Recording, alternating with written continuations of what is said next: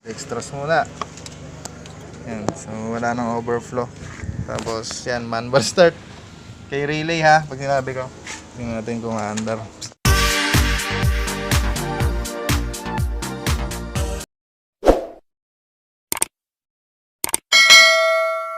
R6. So yan, titingnan natin yung issue ng bike, no? Ano kaya ang issue na itong bike na to? Yun, no? Yan. Sanya naman, no? Alagang-alaga. So yan, susingan natin. Neutral. So yan. Try natin kung redondo. So wala. 12.5. Neutral naman, no? Clutch mo nga pre. Okay. Wala rin. So yun. Ayaw gumana. Check natin kung may kuryente. Kasi overflow yung number 2 eh. So puno ng ano yan, puno ng gas yan, sigurado. Basa. Ayan, no? Unlike dun sa 1, 3, 4. So yan, hindi niya makakompress yan kasi puno ng gasolina yung ano, cylinder. Okay, yan, basa siya. Yan, re-redondo na yan kasi bunot yung spark plug eh. Hindi niya makompress. So ngayon titingnan natin kung lalabas yung kuryente. Kasi issue na ito talaga, kuryente. Oo, kuryente. Yan na, luma oh. Nilawa niya yung gas. Lumabas na oh. Lunod eh oh. So ayan ah. Nakita nyo, pumisik yung gas. Ayan, basang-basa. So tama, nag-overflow yung number 2. Hindi niya makompress kaya ayaw rumidondo. So ngayon naman, check ulit natin. Balik tayo kay kuryente. Sige nga. Wala. Ay, lumabas. Isa pa. Okay na. Okay. Lumabas. So good. Tingnan natin kung aandar guys, no. Ano eh, lumabas yung kuryente. Extras muna. Yan. So wala nang overflow. Pinahinga lang natin. Tsaka natanggal na yung gas sa loob. Tapos yan, manual start. Kay relay ha, pag sinabi ko. Tingnan natin kung aandar. Sige.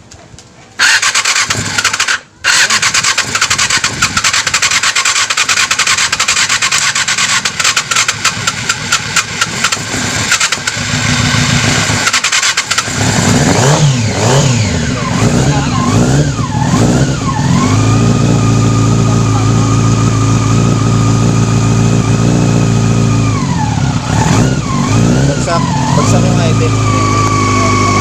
Pero buo yung andar.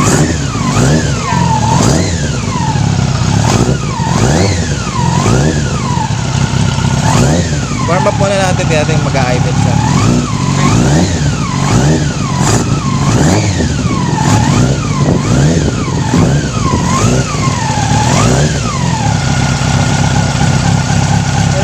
Baba mo.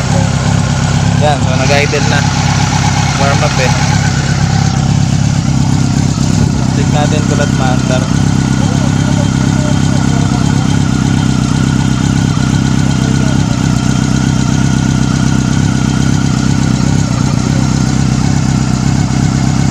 Okay po, maandar lahat. Medyo may usok ano. Kasi ano eh, puno ng gas si exhaust. Usok siya pero mawawala yan. Evaporate lang.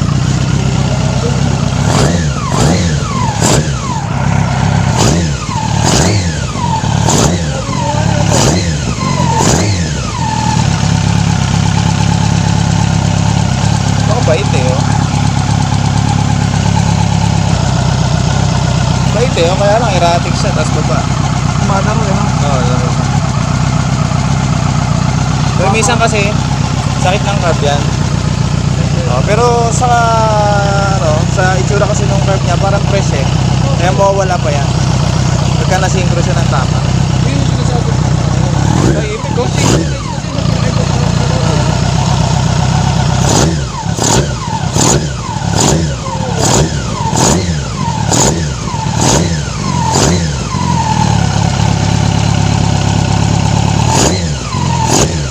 Pero may naiiwan. Pag siningro ko to, patalim to. Patalim.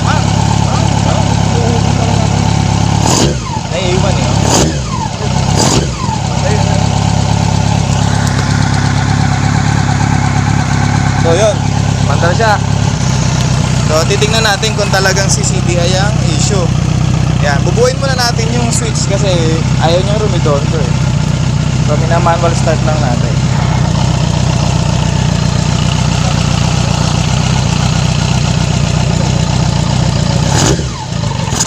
Ayun. Ano to, pagka ito namatay, hard start na. Sige, ngayon namatay siya guys, no? Titingnan natin ngayon. Sige, titingnan mo ulit. Tapos testing kung aandar ba. Andar ah. Andar pa. Pwede pa. So, ano ba to? Okay pa to, okay pa to. Pag ginamit. So yun, dumating yung issue niya, nakita natin namatay. Namatay siya, tapos umandar ulit. Pero syempre, obserbahan natin yan. Ulit natin kung aandar. Sige.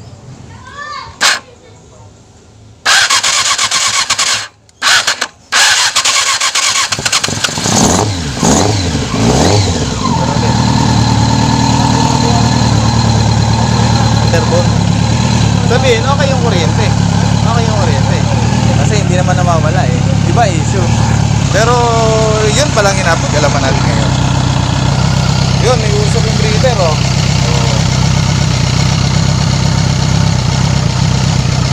So after ano yun? Mga 10 minutes? 10 minutes. Tingnan natin ulit kung andar. Manual start. Sige. Take. Up. Ayaw. Bigyan mo ng gas. So, supplyan ko lang konti.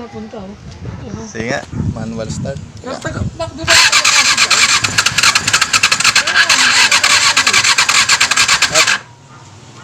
Yun. Ayaw niya mag-start. Pati coil, no? Hindi ito. Pang Kawasaki yata ito eh. Oo. Pang Kawasaki. 400. Oo. Pinalitan niya yun eh. So, yan. Tingnan natin. Baka nag-lose ang kuryente. So yan warm up siya. Ngayon namatay, may makina. Titingnan natin kung CDI ba talaga kasi kung namatay ito, walang kuryente lalabas dito. Check ulit natin. So meron no. Meron daw sa kuryente. Spark plug number 1 kung may kuryente. Sige nga. Sige. Meron. Gumana yung fan eh. Gumana yung fan, so naglo-loose. Nakita nyo ha, may kuryente yung number 1 tsaka number 2. So 3 at 4 meron din yan sigurado. So yan nung nakaraan, pinaandar natin to. Yan, tapos ang issue niya, sabi ng owner no, kuryente. So naglo-loose daw o nawawala yung kuryente. Namamatay siya. After mga ilang minutes no. Kaya yan, order na sila ng CDI. Ito yung in-order nila. Tinesting natin kung buo. So nung nakaraan, napandar natin gamit yung nabili nilang CDI. Ito yan, kasi yan makita nyo yung sticker. Yan, ito daw yung bagong bili. Ito yung susi niya. Ito.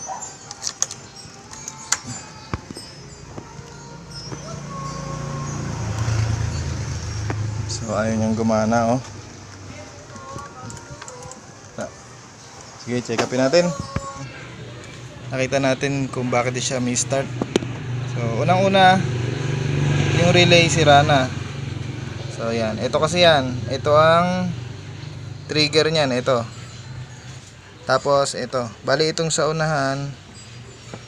Yan, accessories yan.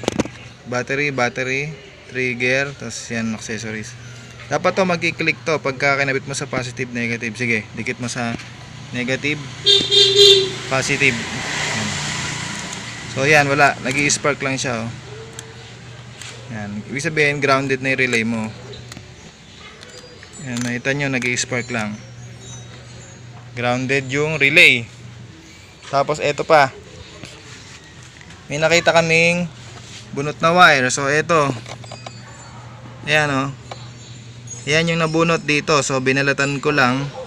Binalik ko doon, sinukso ko. Tapos gumana na yung starter natin. Ito yun. So ito yung trigger nya no?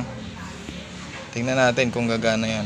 Pero bago yan, ayusin muna natin yung socket kasi maluluwag eh oh. So nabunot yung isang terminal. Kakabit lang muna natin doon. Suksukan lang natin ang pin. Yun, para mabunot siya. I-fix lang muna natin dito kasi maluwag eh. So mapapansin nyo, safe na yung wire nyo. Yan. So kagat na siya, no? Hindi na siya basta-basta mabubunot.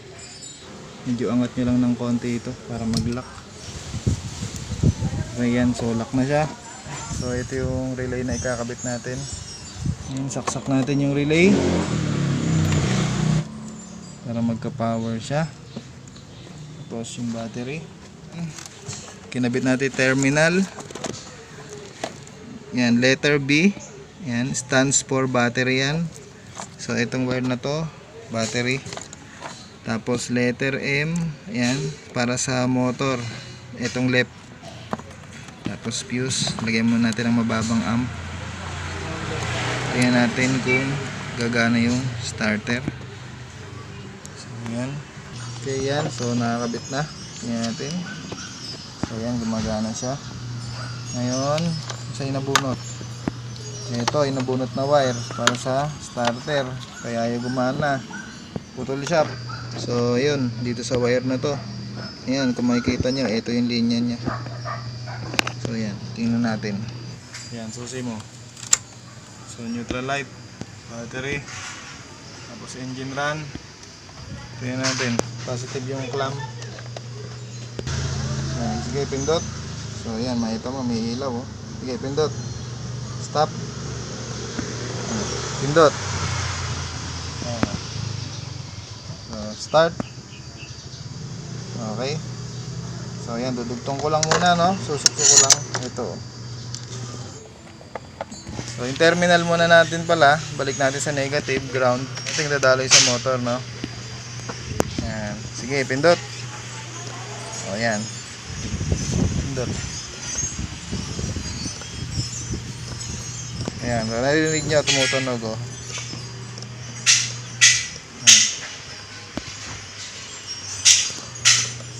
Yan, M para sa motor.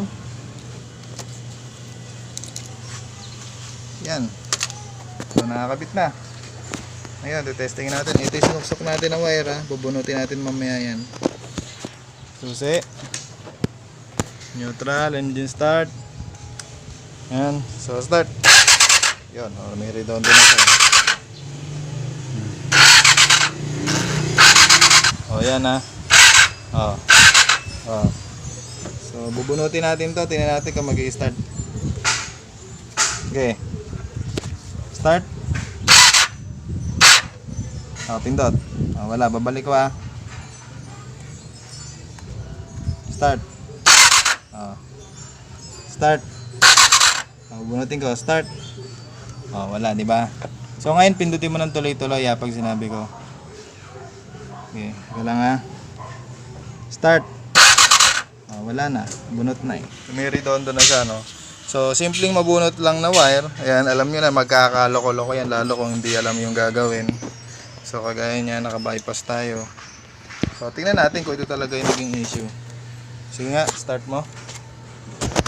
Pindot. Yung regulator niya nakarekta. Ayan. So ito, makikita nyo. So ayan, nakarekta siya sa battery. So ayusin natin yan, no? So naka-bypass siya. Ito, rekta lahat. Ayan, yung sa coil. So ayan, ito yun. Ayan, ito. So ayan, ulitin natin. Tingnan natin lahat kung paano bang mangyayari dito, no? May overflow sa number 2. Refresh muna natin yan. So bago natin kalasin yung carb, papakita ko lang na andar siya. Ayan, neutral light, volt, engine run and engine off, start. Ayan, maandar siya.